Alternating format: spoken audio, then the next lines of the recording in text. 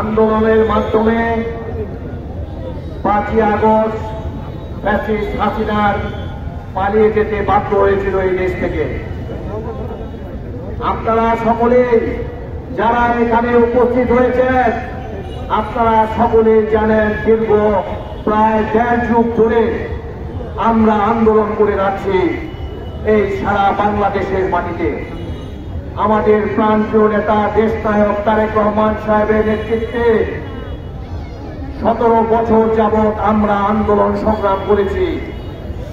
এই আন্দোলন সংগ্রামের ফসল এই ছাত্র জনতাকে সাথে নিয়ে আমরা দেশ থেকে ফ্যাসিস্ট হাসিনাকে বিদায় করতে পেরেছি।